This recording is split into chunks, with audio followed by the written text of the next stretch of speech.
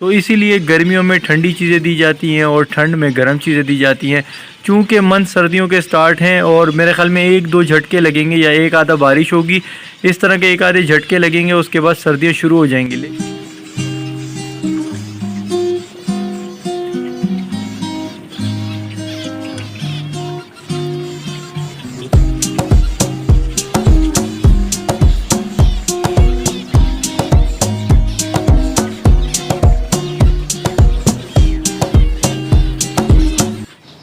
अस्सलाम वालेकुम दोस्तों, मैं हूं मुश्ताक खटक। आप देख रहे हैं YouTube channel Mushtaq birds academy.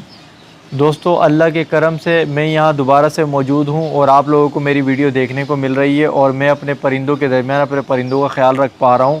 ये सिर्फ़ और सिर्फ आप सब की दुआओं से और अल्लाह के करम से है। आप में से किसी की दुआ या आप सब की दुआओं को अल्लाह ने कबूल फ़रमाया, मेरी माँ की दुआओं को अल्लाह ने कबूल फ़रमाया और मैं यहाँ मौजूद हूँ। हमारी यूट्यूब फैमिली में आप लोग जो देख रहे हैं, बहुत सारे लोग हैं। कुछ लोग मुझसे दिलचस्पी रखते हैं, कुछ मेरी तबीयत के हवाले से देखना चाह रहे होंगे इस वीडियो को और ये जानना चाह रहे होंगे कि मैं किस बीमारी से उठकर आया हूँ, मुझे आखिर ऐसी क्या बीमारी हुई थी। लेकिन कुछ लोग जो है वो अपनी मतलब की चीज़ को देखने आए, बर्ड्स को देखने आए या इन्फॉर्मेशन को देखने आए।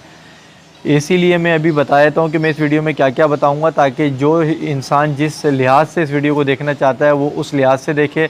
मैं अपनी बीमारी और हॉस्पिटल वाली सारी कहानी को आखिर में रखूँगा, ताकि जो लोग मुझसे जुड़े हुए हैं, यानी कि मुझसे दिलचस्पी रखते हैं, मेरी खैर खैरियत से, मेरे साथ क्या गुज़रा क्या नहीं गुज़रा, वो फिर वीडियो को देखेंगे। और जो लोग शॉर्ट टर्म के लिए आते हैं, शॉर्टकट देखना चाहते हैं, सिर्फ अपने मतलब के लिए आते हैं, उनको मैं मतलब की बात शुरू में ही बता देता हूँ, ताकि उनका टाइम बच जाए, उनका नेट बच जाए। क्योंकि मैं किसी पे मुसल्लत नहीं करूँगा कि मेरी ये पूरी जो है ना कहानी सुनी जाए, क्योंकि जिसको दिलचस्पी नहीं होगी वो सोचेगा कि ये पकार है। मैं आप लोगों को ये बता दूं कि आज मैं आप लोगों को ये बताऊंगा कि सीज़न के हवाले से अपने बर्ड्स में अब क्या क्या खुराक में तब्दीली करनी है और किस तरह से तैयारी करनी है। एक मैं आपको ये चीज़ बताऊंगा। दूसरी चीज़, लोग मुझसे पूछ रहे हैं जावा की प्रोग्रेस के हवाले से, तो मैं जावा के हवाले से भी इसमें बात करूँगा। तीसरी चीज़ मैं आपको ये दिखाऊँगा कि मैं म्यूटेशन को आज के दिन यानी 6 अक्टूबर को मैं अपने बर्ड्स को म्यूटेशन के अलावा ही अपने बर्ड्स को क्या खुराक दे रहा हूँ, जबकि अक्टूबर में सर्दियाँ आ चुकी होती हैं और ग़िज़ा चेंज होती है। लेकिन आज के दिन मैं क्यों दे रहा हूँ ये भी मैं आपको दिखाऊंगा भी, म्यूटेशन किस तरह से खा रही हूँ और उसमें बताया भी जाएगा आपको। उसके बाद आप लोगों से ये रिक्वेस्ट की जाएगी कि आप लोग जिस जिस शहर के भी हैं, तो आप लोगों से मुझे आप लोगों के नंबर रिक्वायर्ड हैं। आप अपने नंबर मुझे स्क्रीन पर मौजूद जो मेरा व्हाट्सअप का नंबर अभी आएगा, उस नंबर पर आपने मुझे व्हाट्सअप करना है। सिर्फ़ और सिर्फ शहर का नाम लिखें और अपनी फील्ड लिखें कि आप किस इदारे से, किस शोबे से मुंसलिक हैं। तो मैं आप लोगों के नंबर को कैटेगराइज़ करके ग्रुप बना लूँगा या ब्रॉडकास्ट के ग्रुप बना लूँगा, ताकि मैं जिस शहर भी जाऊँ आप लोगों से मुलाकात का सिलसिला, आप लोगों के सेटअप पे विज़िट का सिलसिला इस तरह से जुड़ जाए। क्योंकि अभी जितने मेरे पास कॉन्टैक्ट हैं वो सब मिक्स हुए हैं, मुझे नहीं मालूम होता कि किस शहर का बंदा मुझसे बात कर रहा है। उधर उससे ये होगा कि मुझे पता चल जाएगा किस शहर के लोग हैं। ये आपके लिए भी सही होगा और मेरे लिए भी सही होगा। इसके अलावा एक चीज़ ये बताऊंगा कि मुझे क्या बीमारी हुई थी और किस कंडीशन में हुआ, और वो लोग जो मेरे लिए दुआ कर रहे थे, जो मुझसे अटैच थे, उन लोगों का शुक्रिया भी मैं इस वीडियो में अदा करूँगा। सबसे पहले मैं आपको ये बता दूँ कि सितंबर जब आ जाता है तो ब्रीडिंग सीज़न स्टार्ट हो जाता है और हर बंदा जो है ये थॉट भी आ जाती है कि चले अब मौसम कन्वर्ट हो गया है, यानी कि गर्मी से सर्दी की तरफ आ गया है, जो कि असूलन ऐसा भी होता है। अच्छा, इस दौरान मैं कोशिश करूंगा तेज़ तेज़ बोलूं। मुझे लग रहा है कि मैं तेज़ तेज़ बोल रहा हूं, लेकिन मैं बोल नहीं पा रहा क्योंकि मुझे डॉक्टर ने बेड रेस्ट दिया हुआ है और ज़्यादा तेज़ बोलता हूं तो मुझे खांसी भी आ जाती है, सांस घुटने लगता है मेरा ऐसे ना।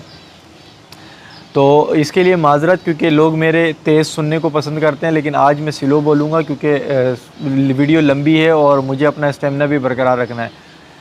तो बात ये कर रहा था कि मौसम जो है चेंज हो जाता है, लेकिन मुल्क, पूरी दुनिया का क्लाइमेट जिस तरह से चेंज हो रहा है तो काफ़ी चीज़ें हमें अजीब सी दिख रही हैं। मिसाल के तौर पे अक्टूबर का महीना है और इस वक्त भी 38-39 टेम्परेचर चल रहा होता है, जो कि गर्मी में चल रहा होता है। तो अगर हम बात करें कि वो शहर जिन शहरों में सर्दी हो चुकी है, यानी कि धूप का असर पता नहीं चल रहा और एक ठंड की कैफियत सी है, तो उन लोगों को चाहिए कि वो अपने बर्ड्स की सर्दियों वाली खुराकों को स्टार्ट कर दें।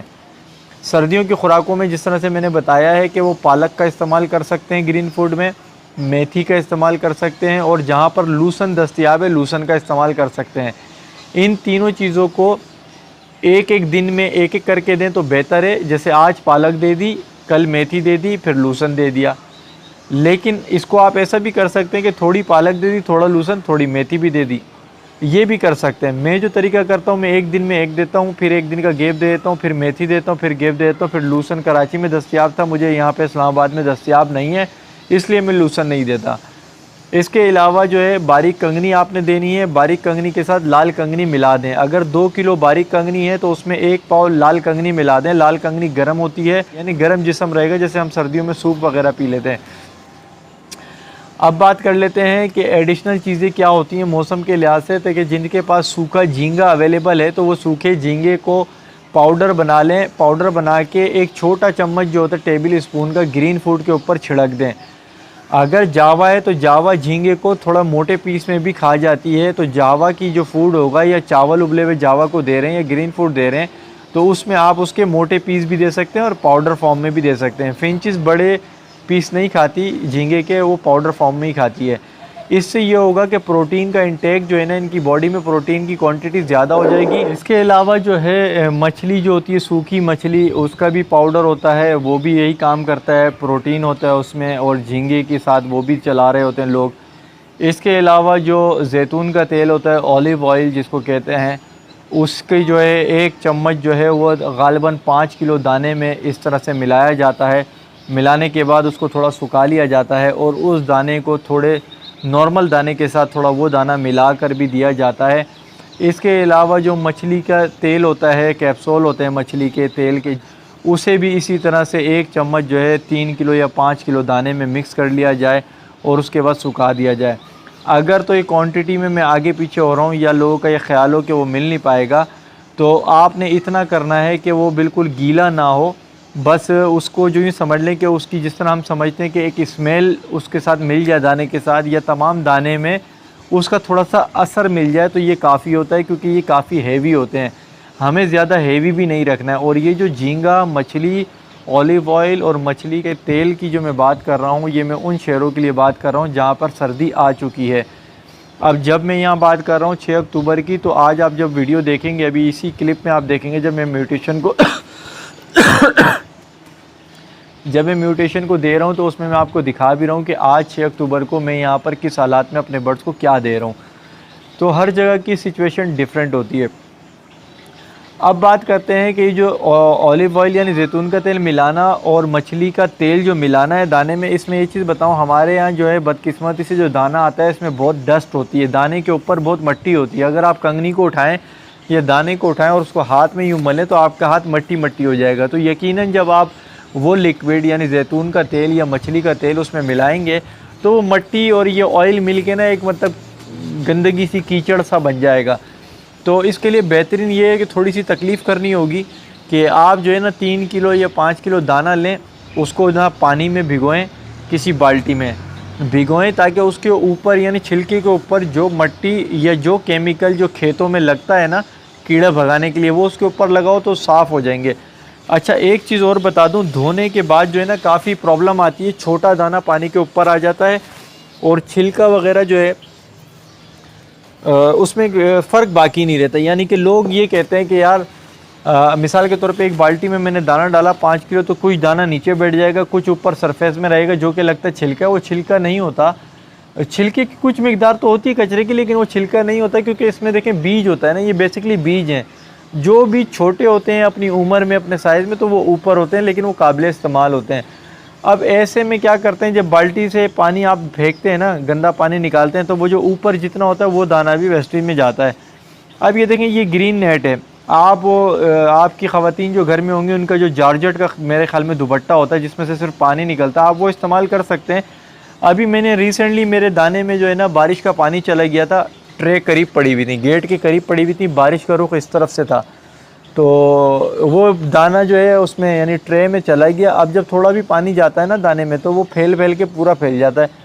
अब सारी ट्रे तकरीबन जो है ना मैंने भरी भी थी और उसमें पानी गया, सब ख़राब हो गया। तकरीबन भी यूँ समझ लें, अगर 5 किलो दाना एक ट्रे में था तो 15 किलो दाना बन गया तकरीबन उसमें। मैंने तीनों ट्रे को जो है ना अभी रिसेंटली टप में डाला।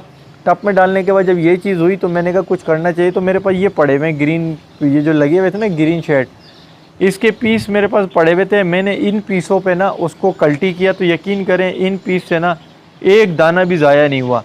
तो आप जो है वो जॉर्जेट का दुपट्टा ले सकते हैं, वरना ये ग्रीन नेट है ना बारीक खानों वाला, इसमें आप डालें।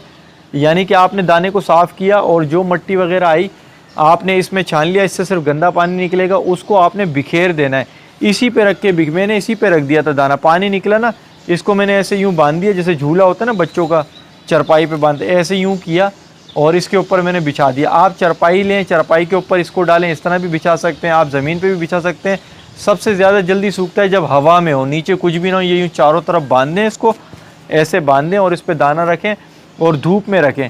ये अमल आपने धोने वाला जो करना है वो उस वक्त करना है जब धूप निकली हो, वरना दाने में फंगल बैक्टीरिया पैदा हो जाएगा, यानी कि वो फूलन आ जाएगी, उसमें से ना पौधे बनने का अमल शुरू हो जाएगा इस तरह से, या उसमें वो जो जुड़ा रहते हैं ना गिट्ठे बन जाते हैं तो उसमें स्मेल होगी, तो लेने के देने पड़ जाएंगे। ये अमल आपने इस तरह से करना है। जब आपका दाना साफ़ हो जाएगा, बिल्कुल साफ़ सुथरा हो जाएगा, तो फिर जैतून का तेल या मछली का तेल आप उसमें मिलाएंगे भी ना तो उसमें कोई गंदगी नहीं होगी, कोई गलाजत नहीं होगी, प्योर चीज़ बनेगी।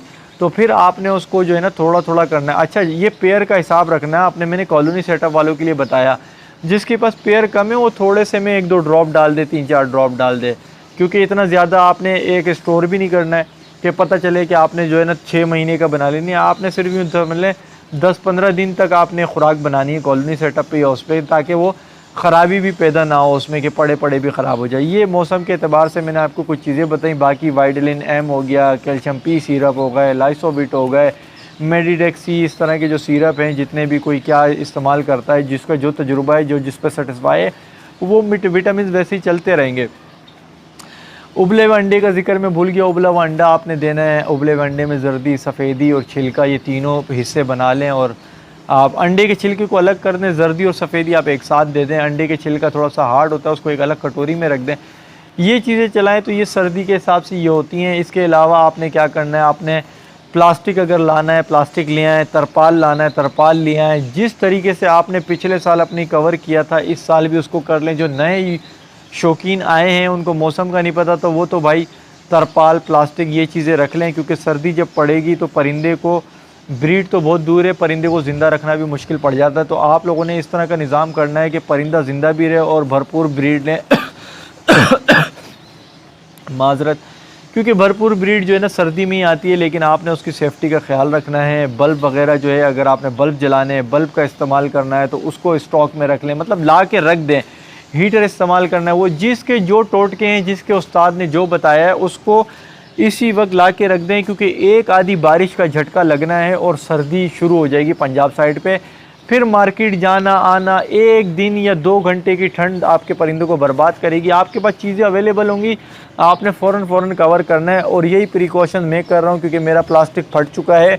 अभी कुछ चीज़ें हैं, कुछ नई चीज़ों के बारे में मैं सोच रहा हूँ यहाँ लगाने के लिए। तो कल या परसों में निकलूँगा मार्केट, यानी मार्केट से मुराद दूर वाली मार्केट नहीं, घर के करीब ही की, क्योंकि इतना सफ़र मुझे अलाउ नहीं है। घर के करीब की मार्केटों से उन चीज़ों का रेट पता करूँगा तो मुझे आइडिया हो जाएगा कि मार्केट में वो रेट क्या होगा। तो मैं कुछ सोच रहा हूँ, दिमाग लगा रहा हूँ, क्योंकि यहाँ पर जो है ना, इस जगह पे जहाँ मैं बैठा हूँ, यहाँ पर 4 होता है टेम्परेचर, और जब यहाँ 4 होता है तो कॉलोनी के अंदर बल्ब जलाने के बाद भी 8 होता है, तो जो कि नाकाफ़ी है। मुझे 15 से ऊपर लेके जाना है टेम्परेचर, उसके लिए मैं वर्किंग कर रहा हूँ। अभी से आपको इसलिए नहीं बता रहा है क्योंकि अभी मैंने इम्प्लीमेंट नहीं किया, इम्प्लीमेंट करूँगा तो बताऊँगा। तो मैंने आपको यहाँ बता दी सर्दी का क्या आपने प्रिकॉशंस करना है। अच्छा, इसके बाद मैंने आपको ये बताना था, जावा से रिलेटेड लोग पूछ रहे थे, जावा से रिलेटेड बताएं, सितंबर में इसका सीज़न आ जाता है, क्या हुआ। देखें, जावा की आपको यहाँ कॉलोनी दिख रही है, ये वाला सेक्शन जावा का है। इधर आपको मटकी नहीं दिख रही, कोई भी मटकी नहीं दिख रही। मटकियाँ नीचे पड़ी हुई हैं, मटकियाँ मैंने लगानी थी, बस अल्लाह की करनी थी, और मेरे कुछ गुनाह थे या बस जो भी था, मैं बीमार पड़ गया अचानक। जब मैं बीमार पड़ा तो फिर परिंदों को सिर्फ यूँ समझ लें कि यासिर जो है, अल्लाह इसका भला करे, यासिर ही देखभाल कर रहा था। हॉस्पिटल भी आता था और यहाँ भी देखभाल करता था, और मेरी अभी हिम्मत इतनी है नहीं कि मैं लगा लूँ। जबकि उसकी अगर बात करें सीज़न की, तो तमाम जिनके पास पट्टे थे, जिन्होंने पट्टों को तैयार किया था, और जिनके पास मेरी ये ब्लड लाइन है, यानी कि जिनसे मैंने ली थी उनके पास, और उनसे जिन ने ली, जैसे मैंने ली और किसी और ने भी ली, मैं नाम नहीं लूँगा, उन लोगों के पास मटकियों में बच्चे आ चुके हैं। और यूँ समझे कि मेरा एक क्लच का यूँ नुकसान हो गया। नुकसान क्या हुआ, ज़िंदगी है, ज़िंदा हूँ, सलामत हूँ, क्लच लेता रहूँगा। ज़िंदा नहीं होता तो फिर नुकसान क्या, फ़ायदा क्या। तो मुझे अफसोस भी नहीं है, सब अल्लाह ताला की तरफ से होता है, बेहतर है, अच्छा है, थोड़ा और सेहतमंद हो जाएंगे। तो जावा से रिलेटेड ये बात करूँगा कि जावा का सीज़न स्टार्ट हो गया, लोगों के पास ब्रीड आ गई है। मैं हॉस्पिटलाइज था, इस वजह से मटकी नहीं लगा सका। अभी भी मैं बेड रेस्ट पर हूँ, यानी कि स्टेमिना इतना नहीं है, तो हो सकता है कुछ दिन और हो जाएंगे, उसके बाद लगाऊंगा तो वीडियो बना के दिखा दूंगा। और इस दौरान जो देखभाल है वो यासिर ही आता था मेरे पास, हॉस्पिटल भी आता था, यहाँ भी आता था। तो यहाँ पर जो मेरे बर्ड थे वो तकरीबन 15-20 दिन से सिर्फ कंगनी और पानी पर ही रहे। आज मैंने जो है इनको ग्रीन फूड थोड़ा सा दिया है, जिसकी वीडियो क्लिप अभी लग जाएगा। इस वीडियो क्लिप के बाद जो है मैंने आप लोगों से ये पूछना है कि जो लोग जहाँ भी रहते हैं, जिस शहर में भी रहते हैं, मगर ख़ुसूसन तौर पे मैं इस्लामाबाद और रावलपिंडी वालों से कहूँगा कि वो जल्द से जल्द अपने नंबर भेजें मुझे, अपना शहर लिखें कि मतलब व्हाट्सअप करें, जो स्क्रीन पे नंबर आ रहा है मेरा व्हाट्सएप पे व्हाट्सअप करें, उस पर लिखें कि भाई रावलपिंडी से जो भी आपका नाम है वो, और आपकी फ़ील्ड क्या, आप क्या करते हैं वो, अगर आपका कोई कार्ड है वो इस तरह से भेजेंगे आप मुझे, तो मैं उनके ग्रुप बना लूँगा। ग्रुप बनाने का मकसद ये होगा, अच्छा ये मैं प्रायोरिटी जो दे रहा हूँ ना रावलपिंडी इस्लाम, इसलिए दे रहा हूँ क्योंकि मैं यहाँ मौजूद हूँ और मैंने अब मुलाकातों के सिलसिले करने हैं। ज़ाहिर है अब मैं यहाँ मौजूद हूँ तो मैं रावलपिंडी और इस्लामाबाद वालों से इस वक्त मिल सकता हूँ। तो कुछ लाएमल तय करेंगे, फ्यूचर प्लानिंग होगी, कहीं बैठेंगे, कहीं चाय पे, कहीं होटल पे, कहीं पर भी बैठ के थोड़े थोड़े लोगों के साथ इस तरह से करेंगे, जितने अवेलेबल हुए, जिनकी सहूलतें, मुलाकातें करेंगे, इन्फॉर्मेशन शेयरिंग होगी। इसके अलावा जब मैं किसी और शहर जाऊंगा तो मेरे पास उनके भी नंबर अभी आ जाएंगे। तो आप सब लोग अपने शहर के साथ नंबर लिखें और अपनी फील्ड लिखें, और आप मतलब नंबर तो आपके मेरे पास आ जाएंगे, अपना वो लिखें, शहर लिखें, अपनी फील्ड लिखें, मैं उसको सेव कर लूँगा, या तो ग्रुप में या ब्रॉडकास्ट ग्रुप में। इस तरह से जब जिस शहर भी मैं जाऊंगा तो उस ग्रुप पे मैं ये मैसेज सर्कुलेट कर दिया करूँगा। तो जिस भाई ने मुलाकात करनी होगी, जिस भाई का सेटअप होगा, वहाँ विज़िट भी कर लूँगा, मुलाकात भी कर लूँगा। तो ये काम आपने अभी के अभी कर देना है, और ताकि मेरे पास जितना भी डेटा आ जाएगा उस पर मैं करूँगा। अच्छा, इस पर गैर ज़रूरी बात नहीं करनी है आपने शहर का नाम लिखना है और आप किस शोबे से मुंसलिक हैं वो लिखना है। मैं फिर नंबर सेव करता रहूँगा, क्योंकि अगर आप मुझसे दूसरी चीज़ें भी पूछेंगे तो हो सकता है मैं उनका जवाब दे के आपकी विंडो से चला जाऊँ, पीछे वाला मैसेज रह जाएगा। जो मैसेज करंट गिरते रहेंगे उनको मैं सेव करता रहूँगा। तो अभी आप ये क्लिप देख लें कि मैं क्या दे रहा हूँ इन्हें, कैसे क्या कर रहे हैं। आज तारीख़ है 6 अक्टूबर, और 6 अक्टूबर को देखें आप, नीचे देखें, देखिए काफ़ी धूप है। इस साए से अंदाज़ा लगाएं कि ये साया है और यहाँ धूप है, यानी कि 6 अक्टूबर को भी अनएक्सपेक्टेड धूप है, यानी कि गर्मी है, पसीने मुझे आ रहे हैं। तो 6 अक्टूबर की तारीख़ को मैं अपने बर्ड्स को क्या दे रहा हूँ, वैसे अमूमन क्या देना चाहिए, सर्दियों की खुराक, लेकिन मैं स्टिल जो है गर्मी की खुराक दे रहा हूँ। ये देखें, ये ट्रे में ये मैंने लौकी काटी हुई है, और आप वो पीछे देखें उस ट्रे में कॉमन खा रही हैं, और ये वाली जो ट्रे है ये म्यूटेशन के लिए है, और म्यूटेशन का गेट ये रहा, और मैं म्यूटेशन को अब ये लौकी दे रहा हूँ। और मैं आप लोगों को अभी इसके बाद बताऊँगा भी कि कौन सी खुराक होनी चाहिए और कौन सी देनी चाहिए। पहले मैं थोड़ा सा सिक्योरिटी के साथ ये अंदर रख लूँ ट्रे, और आपको दिखाऊं कि म्यूटेशन कैसे खाएंगी इसको और किस तरह से एंजॉय करेंगे। देखें गर्मी और यानी कि धूप जो है आपको नज़र आ रही होगी कि कॉलोनी में धूप है। माशाल्लाह म्यूटेशन के काफ़ी सारे बच्चे आ चुके हैं, और म्यूटेशन फ़ौरन से नीचे भी आ रही हैं। अभी देखें आप, अभी मैं आपको दिखाता हूँ, जब ये करीब आ जाएंगी आप इसको भी इंजॉय करें।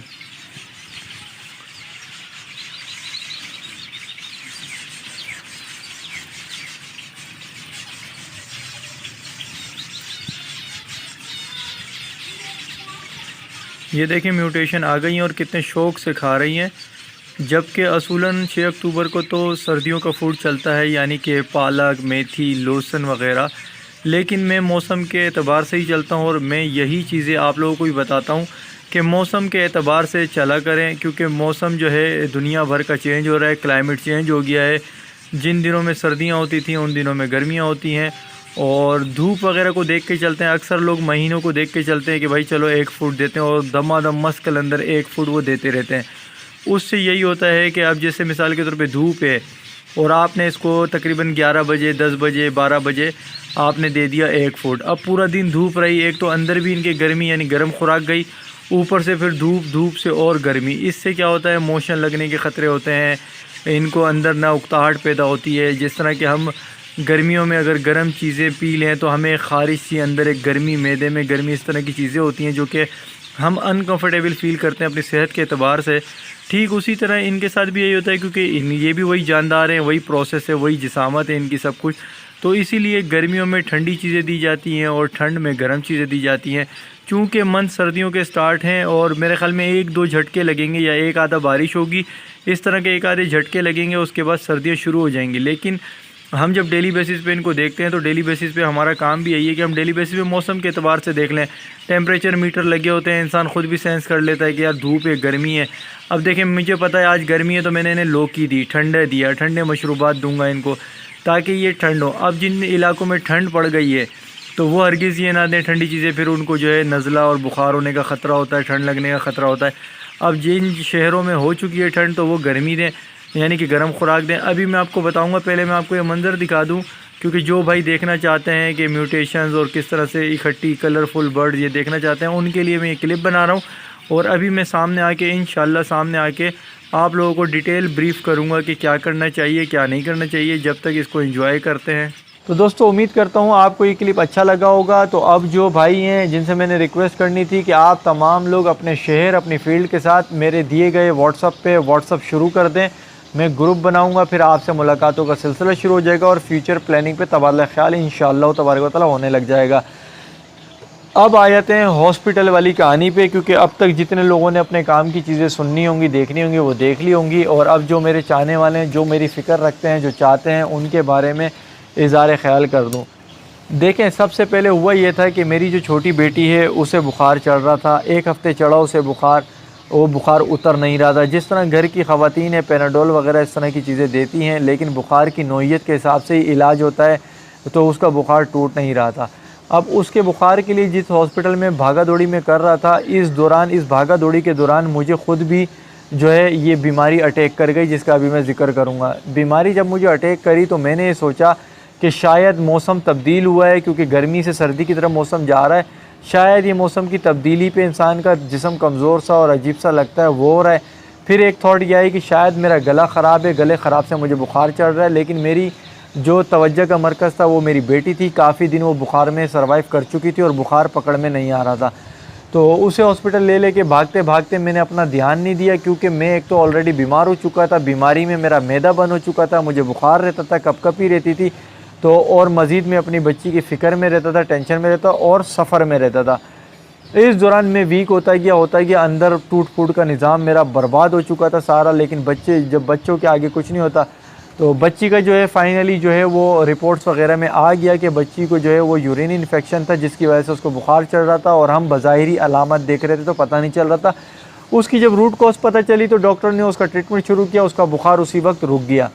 जब वो रुका, लेकिन इस दौरान जो है मैं यूँ समझ लें कि मैं एक जगह पे खड़ा समझ लें, बस बेहोशी सी हो गई और मैं ख़त्म ऐसे गिर गया। जब मैं गिरा तो मुझे ड्रिपें वगैरह चढ़ी, डॉक्टर ने मुझे टेस्ट लिख के दिए। टेस्ट लिखे तो टेस्ट में जो सिम्टम उसने पूछे, उस सिम्टम के साथ उसने टेस्ट लिख के दिए। टेस्ट जो है मैंने लैब में दिए, टेस्ट 2 घंटे बाद आने थे। इतने में मुझे ड्रिपें वगैरह चढ़ गई। जो बिलाल जो है उसके चैनल पे आप लोगों ने देखा भी होगा कि तस्वीरें भी वगैरह ग्रुप में आई होंगी कि मैं कहाँ पर था, क्योंकि मुझे एक इंडोर हॉस्पिटल के अंदर घुटन हो रही थी, बेहोश हो रहा था या बीपी लो हो रहा था। तो मैं सड़क पे एक फुटपाथ पे जाके लेट गया और यासिर ने ड्रिप हाथ में पकड़ी हुई थी, क्योंकि मैं खुली फ़िज़ा चाह रहा था। मुझे फ़ील हो रहा था कि मैं खुली फ़िज़ा में सही रहूँगा, अंदर में कुछ हो जाएगा मुझे। जब मुझे ड्रिपें वगैरह लग गई, एक मेरे ख़्याल में ड्रिप जो है एंटीबायोटिक की थी, एक एनर्जी की थी, इस तरह की ड्रिप थी, 2 ड्रिपें लग गई। फिर यासिर मुझे लैब लेकर गया, हमने सैंपल दिए, फिर हम घर आ गए। अब जब हम घर आए, हम घर पे बैठे हुए थे तो रिपोर्ट जो है मुझे व्हाट्सअप आई लैब से। जब व्हाट्सअप आई तो मैंने उस रिपोर्ट्स को देखा। एक नज़र देखने के बाद मेरे जानने वाले कुछ डॉक्टर थे, उन्हें मैंने व्हाट्सअप भेजा। उन्होंने मुझे बोला कि आप फ़ौरन हॉस्पिटल जाएँ, आपकी हालत जो है वो ठीक नहीं है। तो मेरे प्लेटलेट काउंट जो हैं वो उस वक्त 18,000 रिपोर्ट पे आए थे और वाइट ब्लड सेल जो हैं मेरे वो तकरीबन 2,000 पे आ गए थे। और बाकी जो चीज़ें होती हैं आयरन, विटामिन, वो इस टेस्ट में था ही नहीं, ना मुझे पता था। जब मुझे ये चीज़ बताई तो मैं फ़ौरन जो है यासिर का जो बड़ा भाई है वकार, उसके साथ जो है मैं मोटरसाइकिल पे बैठा। मोटरसाइकिल में बैठ के हम हॉस्पिटल की तरफ निकले। इस्लामाबाद में मेरी नज़दीक मेरे ख़्याल में शिफा इंटरनेशनल एक अच्छा हॉस्पिटल था और मेरी सिचुएशन बड़ी क्रिटिकल थी, बिल्कुल बॉटम पे आ चुका था। तो मैं किसी और हॉस्पिटल का, ज़ाहिर है इंसान को एक अच्छे से अच्छी की तलाश होती है, इंसान सोचता है बाद में देखे जाएगा पैसा वगैरह। तो मैं उसके साथ निकला, वो मुझे लेकर गया। तो बदकिस्मती ऐसी थी कि जब हम मेन रोड पे टच हुए, जिस रोड से हॉस्पिटल की तरफ रास्ते जाते हैं, वहाँ पे गए तो मेरे ख़्याल में उन दिनों चहलम था या फिर कोई मैच वगैरह का सिलसिला था, क्योंकि दोनों चीज़ें उन्हीं दिनों चल रही थी। तो पूरा इस्लामाबाद की वो सड़कें पैक थी, जैम थी। जब जैम थी तो सफ़र जो है वो तकरीबन भी आधे घंटे से ऊपर का था हॉस्पिटल का भी, लेकिन चूँकि वो सारे रास्ते भी बंद थे तो मैं बड़ा खौफज़दा हो गया और मुझे ऐसा लगा कि शायद वक्त पूरा हो चुका है, क्योंकि सारी चीज़ें इस तरह से बंद हो रही थी। तो मैं थोड़ा सा डिसाइड भी हुआ, अल्लाह से मैंने रब्ता किया कि बस माफ़ कर देना, और सारी एक ही लम्हे में सारी चीज़ें आने लग गई कि शायद मैं यहाँ आप लोगों के दरमियान ना हूँ, शायद ये अब ख़बर जो है गर्दिश कर जाए कि मैं आप लोगों के दरमियान नहीं रहा।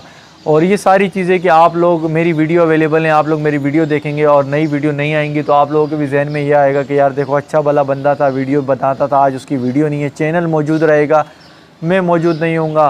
फिर मेरी फैमिली कराची में थी, मेरे जहन में था कि मैंने उनका चेहरा भी नहीं देखा, मुलाकातें भी नहीं हुई, मैं इस तरह से अब ख़त्म होने वाला हूँ, ये इस तरह की चीज़ होने लग गई। फिर जो है वकार, अल्लाह उसका भला करे, यासिर का जो बड़ा भाई है, और उसने जो है, मैंने कहा कोई ऐसा गली कुचो वाला रास्ता पता है? उसने बोला हाँ करते हैं। तो हम हॉस्पिटल जाने के बजाय हॉस्पिटल के अपोजिट साइड पे जाने लग गए नए रास्ते के तलाश में। यानी हमारा सफ़र मज़ीद बढ़ गया, मंजिल की तरफ जाने के लिए हमें मंजिल से दूर होके फिर मंजिल की तरफ जाना पड़ा। इस तरह से करके छोटे कच्चे मच्चे रास्तों से गए तो फिर हम हॉस्पिटल के बहुत दूर निकल गए, पिछली तरफ निकल गए, वहाँ से आए, हॉस्पिटल में एडमिट हुए। हॉस्पिटल में एडमिट हुआ, एडमिट क्या हुआ, इमरजेंसी में गया, मैंने बताया कि मेरे प्लेटलेट इतने हैं, तो उनको भी तशवीश हुई, उन्होंने चेक वेक किया, उन्होंने शुक्र अदा किया कि आपको ब्लीडिंग नहीं हुई, क्योंकि अमूमन जो है वो ब्लीडिंग अगर हो जाए तो केस आउट ऑफ कंट्रोल होता है। और ब्लीडिंग जो है, मेरे साथ एक पेशेंट था, उसके 89,000 प्लेटलेट थे, उसको ब्लीडिंग हो गई थी, यानी आँख नाक कान वगैरह से खून निकल आता है, तो उसको हो चुकी थी और वो क्रिटिकल कंडीशन में था। 89,000 उसके प्लेटलेट थे, मेरे 18,000 थे। तो अल्लाह का शुक्र था कि मुझे नहीं हुई, मैं स्टेबल था, लेकिन अंदर से सब निज़ाम ख़त्म हो चुका था। तो उन्होंने अपनी कागज़ी कार्रवाई, बीपी वगैरह चेक किया, इतने में मुझे अंदर लेकर गया, अंदर लेकर के ड्रिपें वगैरह चढ़ाई। तो उन्होंने फिर एक टेस्ट अपने हॉस्पिटल का किया, क्योंकि वो बाहर के टेस्ट को नहीं मान रहे थे। उसकी वजह ये थी कि बाहर के टेस्ट में मेरे प्लेटलेट काउंट नीचे थे, वाइट ब्लड सेल नीचे थे, लेकिन मेरा जो डेंगी था वो रिज़ल्ट नेगेटिव था। यानी उस रिपोर्ट में ये नहीं आ रहा था कि मुझे डेंगी है। अगर वो आ जाता कि मुझे डेंगी है तो वो समझ जाते डॉक्टर कि डेंगी है, जिसकी वजह से प्लेटलेट और वाइट ब्लड सेल कम है। मेरे उस रिपोर्ट में आ रहा था कि डेंगी नहीं है, लेकिन ये तमाशा ज़रूर है। तो वो डॉक्टर भी कंफ्यूज थे कि आखिर फिर ऐसी क्या चीज़ है जो इसके प्लेटलेट और वाइट ब्लड सेल को खा रही है, जबकि डेंगी नहीं आ रहा। ये तशवीश की लहर दौड़ गई, तो मैं भी कंफ्यूज हो गया। बहरहाल इसी दौरान उन्होंने अपना टेस्ट करवाया। जब उन्होंने अपना टेस्ट करवाया तो फिर इसी टेस्ट के दौरान 18,000 से गिर कर 16,000 रह गए प्लेटलेट। और ख़तरे की लहर दौड़ गई कि यार ये क्या चक्कर हो रहा है। और उस रिपोर्ट में भी नहीं आया कि ये डेंगी है, क्योंकि डेंगी की कोई 3 कैटेगरी के टेस्ट होते हैं, NS1, IG1, इस तरह करके और भी कुछ है। तो फिर इन्होंने कहा कि डेंगी चूँकि चल रहा है, पूरे मुल्क में चल रहा है, तो इन्होंने कहा कि होगा तो डेंगी, लेकिन पकड़ाई में नहीं आ रहा, तो उन्होंने बाकी टेस्ट भी कर दिए तीनों। इसके अलावा CT स्कैन भी हुए मेरे, अल्ट्रासाउंड भी हुए, एक्सरे भी हुए, और काफ़ी मतलब टेस्ट हुए, बहुत नाम नहीं लूँगा, मतलब हाई लेवल के टेस्ट हुए, हर बीमारी के टेस्ट हुए। तकरीबन दुनिया में जितनी बड़ी बीमारी है उनके टेस्ट इन्होंने कर लिए थे ताकि पकड़ें। तो जब इन्होंने वो तीनों टेस्ट डेंगी के दोबारा भेजे, तो जब वो दोबारा रिपोर्ट आई तो इसमें 4-5 घंटे या इससे ज़्यादा गुजर चुका था। तो उस दौरान मेरे प्लेटलेट 13,000 रह गए, यानी 18,000 से 16,000, 16,000 से 13,000। जब 13,000 हुए तो इन्होंने बोला कि अब मामला हाथ से बाहर जा रहा है, ऐसा ना हो कि कोई बुरी खबर सुनने को मिले। तो डॉक्टर ने फ़ैसला किया कि आप प्लेटलेट्स का बंदोबस्त करें और हम जो है आपको प्लेटलेट्स के यूनिट लगाएंगे। तो यासिर का भाई जो वकार है वो रात को भागा, कोई 4 बजे या 5 बजे इस तरह भागा, हॉस्पिटलों में अपने रिसोर्सेज यूज़ किए, जो भी तरीक़ेकार थे। तो 6 यूनिट यानी 6 बोतलें सफ़ेद खून की या प्लेटलेट्स की समझ लें, जो समझते हैं, वो अरेंज हो गई। और वो जो है फिर मुझे जो है ड्रिप के थ्रू, कैनोला लगा हुआ था, और ड्रिप के थ्रू मुझे 6 की 6 बोतलें उन्होंने मेरे जिस्म में लगा दी। फिर जब रिपोर्ट आई तो फिर वो 13,000 से बढ़ के 15,000 हो गए थे, जो कि हम एक्सपेक्ट कर रहे थे और डॉक्टर एक्सपेक्ट कर रहे थे कि 30,000 से ऊपर हो जाने चाहिए थे प्लेटलेट। लेकिन वो इतना खातिर ख्वाह बढ़ा नहीं, सिर्फ 2,000 का फ़र्क आया, जो कि मेरे लिए तशवीश का बाइस था कि यार ये क्या हो रहा है। तो फिर वक्त गुजरा, 6 घंटे 8 घंटे गुजरे, तो गालिबन फिर 39,000 हो गए। 39,000 हुए, उसके बाद 53 हुए। ये 6-6, 8-8, 12-12 घंटे के बाद फिर ये रिपोर्टें आने लगी। तो 53 के बाद जो है फिर ड्रॉप हो गए, फिर नीचे माइनस में आ गए, फिर तशवीश हुई। फिर जो है आगे और चला, आगे जब चली कहानी, फिर उसमें यह है कि 53 से जो है ना डायरेक्ट 99,000 हुए। तो फिर जो है एक ग्रीन सिग्नल मुझे मिला। अच्छा, इस दौरान मैं बस यूँ समझ लें कैफियत अजीब सी थी मेरी, अजीब सी हालत थी, ज़िंदगी मौत की कशमकश थी। इतने सारे लोगों की दुआएं चल रही थी। और मेरे साथ यासिर जो है हर वक्त अवेलेबल था। यासिर और वकार ड्यूटियां दे रहे थे। और अल्लाह इन्हें खुश रखे, इन पर ऐसी नौबत ना आए, अल्लाह ना करे कि किसी तकलीफ़ में आए। अगर इस तरह का मौका अल्लाह ना करे अगर आ गया तो ये मुझे पीछे नहीं पाएंगे।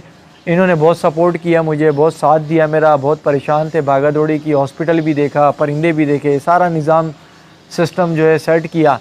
अभी अकेली मैं बीमार नहीं था, पीछे मेरी फैमिली भी इस हादसे में बीमार थी, तकलीफ़ में थी। इसके अलावा बिलाल जो है वो लम्हा बलम्हा मुझसे टच में था। ब्लड अरेंज करना, जितने सब्सक्राइबर थे उनके साथ कोऑर्डिनेट करना, उनको इकट्ठा करना, उनको लैब तक लेके आना, ब्लड निकलवाना, ये सारी चीज़ें मेरे लिए। जूस वगैरह प्योर बनवा के घर से लाना। और सबसे बड़ी बात यह है कि रात को इसने अपना नंबर भी ऑन किया, जो कि ये सोते हुए ऑन नहीं करता। मैंने इसे बोला नंबर अपना ऑन करना है, इमरजेंसी कंडीशन है, कुछ नहीं पता चलता। इसने अपना नंबर भी ऑन किया और काफ़ी परेशान था, काफ़ी फ़ौरन आ जाता था। तो ये अपनों का यही एक फ़ायदा होता है कि करीबी होते हैं, वो हर वक्त चौकन्ने होते हैं, साथ होते हैं। इसके अलावा बहुत सारे सब्सक्राइबर जो बहुत फ़िक्रमंद थे, एक फ़ैमिली की तरह फ़िक्रमंद थे। बहुत सारे सब्सक्राइबर जिन्होंने मतलब मुझे पैसों की ऑफ़र करी, मतलब ये बोला लाखों रुपया चाहिए, जो चाहिए सिर्फ ऑर्डर करो, जो चाहिए मिलेगा, इलाज में कोई कोताही ना हो, इलाज में कोई कंजूसी ना हो। ऐसे सब्सक्राइबर के फ़ैमिली मेम्बर की तरह थे। एक ख़ातून का ज़िक्र करूँगा, मुल्तान से एक ख़ातून है, मैं उनको ये सलूट पेश करता हूँ और मैं उनका एहसानमंद हूँ कि उन्होंने बिलाल से रब्ता किया। उनको जब ख़बर मिली, बिलाल से रब्ता करने के बाद उन्होंने बिलाल से कहा कि मैं ब्लड देने आ जाती हूँ, जबकि लेडीज़ का ब्लड होता नहीं है, लेते भी नहीं है, मगर उनकी अपनी एक मोहब्बत थी, एक एहसास था, एक परेशानी थी। तो बिलाल ने उन्हें कहा कि नहीं, इस तरह नहीं है। मेरा ओ पॉजिटिव, मेरे ख़्याल में ओ पॉजिटिव था, तो ओ पॉजिटिव की मारामारी चल रही थी। तो उस मुल्तान वाली मेरी बहन ने ओ पॉजिटिव के कोई बंदे अरेंज किए इस्लामाबाद में और उनको बताया कि इस हॉस्पिटल चले जाओ। वो बंदे मुझे जानते नहीं थे, उन्हीं की तरफ से थे, उस सिस्टर की तरफ से थे। वो आए, बिलाल उनको लैब लेके गया, उन्होंने ब्लड दिया। तो बिलाल मुझे बता रहा था मैं बड़ी तकलीफ़ में था, लेकिन मैं बड़ा फ़ख्र भी महसूस कर रहा था कि ऐसे लोग भी हैं, ऐसे चाहने वाले भी हैं। वो मुल्तान से बैठकर फ़िक्रमंद, मुल्तान से बैठकर ब्लड अरेंज कर रहे हैं मेरे लिए। इसके अलावा देखिए बहुत सारे लोग हैं, अब मैं नाम लूँगा चंद एक के, उसका मतलब ये नहीं होगा कि इसके अलावा नहीं है लोग, क्योंकि वो जो मोबाइल है, जिस मोबाइल पे व्हाट्सअप गिरे हुए हैं, हज़ारों की तादाद में मैसेजेस है और मेरी आंखें, मेरे हाथ, मेरे मसल्स इतना मुझे सपोर्ट नहीं कर रहे कि मैं उनको देखता रहूँ, थक जाता हूँ। तो इसलिए मैं उसको वक्तन फ़क्तन देख रहा हूँ, पढ़ भी रहा हूँ, लोगों को दुआएँ दी हैं। जो लोग डायरेक्ट रब्ता नहीं कर सके, जो लोग डायरेक्ट रब्ता कर सकते थे, जैसे यासिर के थ्रू, बिलाल के थ्रू, तो उनकी मैं बात कर रहा हूँ। जिनके पास मेरे पर्सनल नंबर पे थे उनकी मैं बात कर रहा हूँ। ज़ाहिर है वो कनेक्ट भी थे, परेशान थे। तो ये फैसलाबाद से इजाज़ भाई थे, बहुत परेशान थे, हर तरह की उन्होंने ऑफ़र की। उनकी फ़ैमिली परेशान थी, उनके बच्चे, उनकी वाइफ यानी भाभी वगैरह सब दुआगो थे। इसके अलावा पेशावर में शिराज भाई हैं, मेरे सब्सक्राइबर हैं, उन्होंने भी बड़े फ़िक्रमंद थे। वो तो गाड़ी लेके आ भी रहे थे और अपने साथ बंदे बिठा के भी आ रहे थे ब्लड वगैरह के लिए पेशावर से। तो मैंने कहा अभी अरेंज हो जाएगा, इनको क्या ज़हमत देनी। इन्होंने भी मुझे बोला कि किसी चीज़ की ज़रूरत है, इजाज़ भाई ने भी बोला किसी तरह की भी ज़रूरत है। इसके अलावा जो लाहौर में होते हैं बिग बर्ड लवर चैनल वाले जिब्रान भाई, उन्होंने भी ग़ालिबन अमेरिका से मैसेज वगैरह किए, उन्होंने भी बोला किसी चीज़ की ज़रूरत हो, इस तरह की चीज़ें। और काफ़ी सारे हैं, मैं नाम, अभी मेरी तबीयत भी सही नहीं, नाम भी भूल गया। एक सब्सक्राइबर तो मेरे पास वार्ड में भी आ गए थे, यासिर उन्हें लेके आया था। आप अगर मेरी सुन रहे हैं, मैं आप, मेरे जहन से आपका नाम निकल गया भाई, मेरी आपसे ही मुलाकात हुई थी। सिर्फ एक ही सब्सक्राइबर हॉस्पिटल में मेरे रूम में आया था, वो आप ही थे और आप ब्लड देने आए थे। आपने मुझे हौसला भी दिया था, आपकी मोहब्बत, शुक्रिया। तो ये जो लोग हैं जितने भी, इनको जिनके नाम मैं नहीं ले पा रहा, अब इराक़ से जानजेब भाई हैं। जानजेब भाई ने अपने गांव में, वो हैं इराक़ में लेकिन उनका गांव मेरे ख़्याल में यहीं केपी के साइड पे गांव है, ग़ालिबन सवाबी है अगर मेरे जहन में सही है। तो वहाँ पर अभी मुझे पता चला कि उन्होंने कुरान ख़ानी भी करवाई थी, उस वक्त भी करवाई थी जब पता चला, और आज भी कुरान ख़ानी की उन्होंने एक पिक्चर भेजी है। उन्होंने कुरान ख़ानी का एहतमाम किया मेरे हक़ में, ताकि मदरसे के बच्चों को बुलाया और कुरान ख़ानी करी। ये चीज़ें वो हैं कि जो आप देखते हैं, यानी मैं देखता हूँ तो मैं सोचता हूँ अल्लाह रब्बुल इज़्ज़त ने मुझे कितनी इज़्ज़त दी है, कितने अच्छे लोगों से नवाजा है, कितनी बड़ी मेरी फैमिली कर दी है पाकिस्तान भर में। तो मैं भी हॉस्पिटल में था तो यही सोच रहा था कि इंसान ने देखो आखिरत की तैयारी जितनी भी करो, पता नहीं, हम तो गुनहगार हैं, गुनाहों का बोझ ज़्यादा था, ज़्यादा है, नेकियां कम हैं, खौफज़दा था, अल्लाह से भीख मांग रहा था ज़िंदगी की। आप सब की दुआएं, मेरी माँ की दुआएं, करता अल्लाह है, मेरी माँ की दुआएं थी, आपकी दुआएं थी, मुझे वापसी ले आई और यहाँ पर मैं मौजूद हूँ। मैं सोच भी नहीं सकता था कि मैं यहाँ मौजूद होऊंगा, दोबारा वीडियो बनेगी। ये सारे खौफ चल रहे थे मेरे जहन में, आप लोग क्या सोचोगे, ये बंदा कहाँ चला गया। हो सकता है कि मेरी इस ज़िंदा हालत में ना देखते, कुछ और तस्वीरें चल रही होती इस तरह से। अल्लाह की करनी थी, किसी गुनाह की पकड़ थी, राह रास्त पे लाना था। अल्लाह से इस्तग़फ़ार तौबाएँ की हैं, अल्लाह राह रास्त पे ले आए, अपने नेक बंदों में शामिल कर ले। और जहाँ ये अच्छी अच्छी चीज़ें हुई वहाँ थोड़ा सा दुख सा भी हुआ। ज़िक्र नहीं करना चाहिए, लेकिन आप लोगों को बताना चाहिए कि एक यूट्यूबर किस तरह से, किस कैफियत से भी गुज़रता है। हॉस्पिटल की इस कशमकश में मैं था और व्हाट्सअप पे मैसेजेस वगैरह चल रहे थे, बिलाल चला। अच्छा, मैंने अपने जो है अपनी वीडियो में, यानी अपने चैनल की वीडियो पे इस तरह की वीडियो क्यों नहीं लगाई, क्योंकि देखिए मैं नहीं चाहता था, मैं जिस कंडीशन में था मैं थोड़ा सा छुपा के रखना चाहता था, क्योंकि लोग बड़े खौफज़दा हो जाते हैं। स्पेशली मेरे चैनल पे तो ज़ाहिर है मेरे ख़ानदान के दूर दराज तक के लोग जो है कनेक्टेड हैं। उनमें कुछ कमज़ोर दिल के होंगे, कुछ शुगर पेशेंट, कुछ हाई ब्लड प्रेशर इस तरह के होंगे, तो वो अपना दिल फेंक सकते थे। और मुझे ऐसा था कि ऐसा ना हो मैं सही हो के आ जाऊँ, लेकिन कोई मेरे सदमे से कोई और ना चला जाए। और ख़ुसूसन जो होता है अपने बहन भाई माँ बाप, इनके लिए इसलिए मैंने जो है ना अवॉइड किया, क्योंकि मुझे पता था कि मेरी माँ वग़ैरह, वालदा और इस तरह की तो वो ग्रुपों में नहीं होंगे, तो इसलिए ग्रुप में चलेंगी। और बिलाल के चैनल हैं तो कुछ लोग तो बिलाल के चैनल पे होंगे, लेकिन पूरे के पूरे ख़ानदान वाले तो वहाँ नहीं होंगे, तो इसलिए वहाँ चल गई। अपने वाले पे इसलिए नहीं चलाई कि खौफ की एक लहर कायम हो जाती। और यही वजह है, मुझे मालूम है कि बहुत सारे लोग जो है मुझसे रब्ता नहीं कर पाए। जो वीडियो देख रहे होंगे उनको अब पता चल रहा होगा, तो शायद वो ये सोच रहे होंगे कि यार हम पीछे रह गए या मुश्ताक भाई ने जिक्र नहीं किया हमारा। तो ऐसी हरगिज़ बात नहीं है। मुझे मालूम है कि आप लोगों को पता नहीं चला, क्योंकि आप लोगों को मेरे चैनल के थ्रू पता चलता। बहुत सारे यूट्यूबर्स हैं मेरे जानने वाले, उनको नहीं पता चला, उन्होंने कॉन्टेक्ट नहीं किया। तो मैं कहता हूँ अच्छी बात है कि वो इस सदमे से नहीं गुजरे। इसी तरह एक गुलशन हदीद में होते हैं वकार आला बर्ड्स फार्म वाले, वो मेरे साथ काफ़ी कनेक्ट थे, उनकी बड़ी मोहब्बत है मुझसे, तो उनका भी मैं शुक्रिया अदा करता हूँ। परेशान थे और बस खौफज़दा थे वो भी मेरी सेहत को लेके। इस तरह से कई सारे और हैं जिनके मैं नाम शायद नहीं ले पाऊँ। बिलाल भाई हैं PIB कॉलोनी वाले, उन्होंने मेरी खैरियत दरियाफ़्त करी। सलमान फिंच लाहौर जो है उन्होंने मेरी खैरियत दरियाफ़्त करी। इस तरह के काफ़ी सारे लोग हैं। अब मेरी सेहत भी नहीं है, दिमाग पर भी ज़ोर नहीं दे पा रहा, जिन्होंने मुझसे पूछा, मेरी खैरियत दरियाफ़्त करी। अल्लाह उन्हें सेहत याब करे, कामयाब करे। मुल्तान वाली जो मेरी बहन है उनको अल्लाह खुश रखे, ज़िंदगी में कोई परेशानी ना हो। उनका ये खलूस, ये मोहब्बत, ये इंसानियत देख के मैं बड़ा खुशी फ़ख्र महसूस करता हूँ।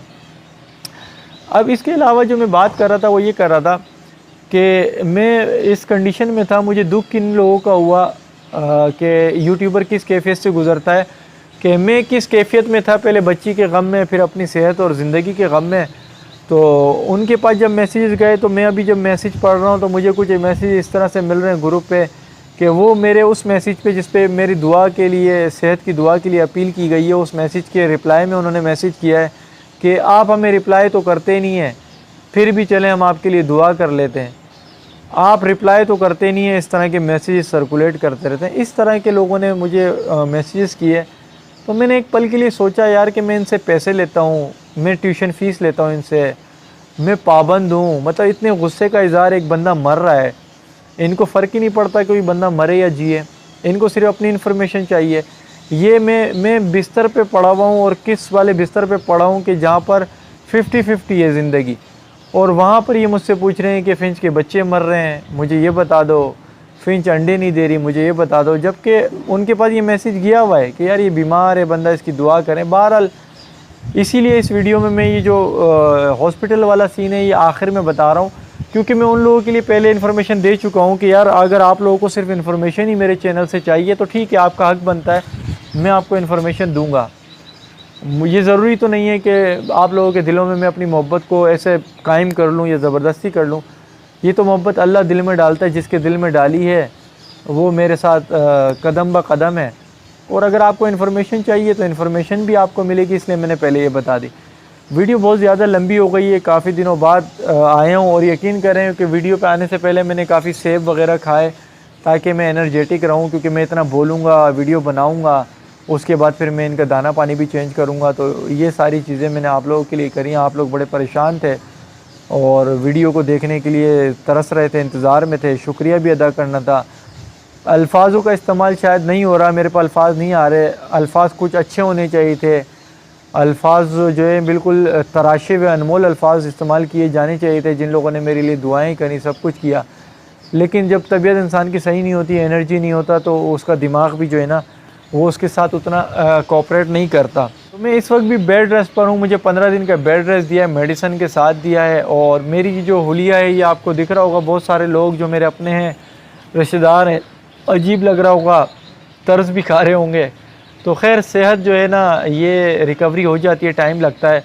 दोबारा से इंशाअल्लाह तबारक व तआला मेरे रब को मंजूर हुआ, दोबारा से एक सेहत के साथ दोबारा यहाँ पर आऊँगा और इंशाअल्लाह पहले से बेहतर सेहत के साथ आऊँगा।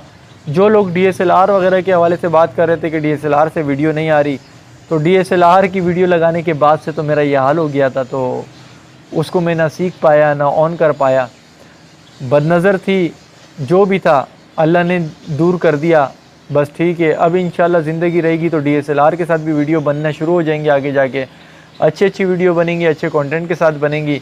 आप लोगों से यही दरख्वास्त है हाथ जोड़ के कि मेरे हक़ में दुआ करें और मेरी रिकवरी तेज़ हो।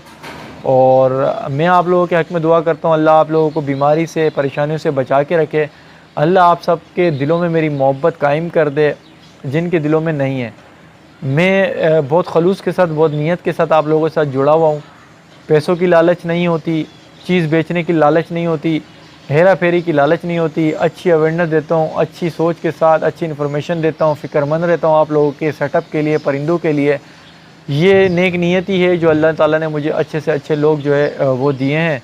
जिनका नाम रह गया उनके से मैं माज़रत कर लेता हूँ, हो सकता है उनकी दिलज़ारी हुई हो, लेकिन आपकी नेकी अल्लाह की बारगाह में कबूल हो गई होगी।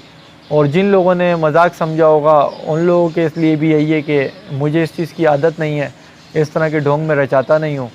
और जिन लोगों को अभी पता चल रहा है तो उनसे मैं माज़रत करता हूँ कि उन लोगों को मैंने ख़ुद नहीं बताया, क्योंकि मैं नहीं चाहता था कि एक पैनिक सिचुएशन क्रिएट हो जाए।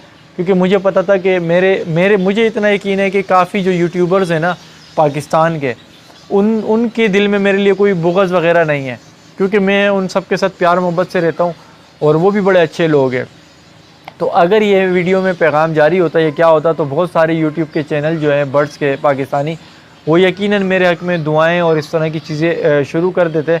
एक अजीब सी फ़िज़ा कायम हो जाती। मुझे नहीं पता कि मैंने छुपा के सही किया या नहीं किया या बताना चाहिए था। बहरहाल अभी सारे गम हम भुला देते हैं। अभी मैं आपके दरमियान आ चुका हूँ, मेरे टेस्ट रेगुलर बेसिस पे चल रहे हैं और मेरी रिपोर्ट जो है वो इम्प्रूवमेंट की तरफ जा रही हैं।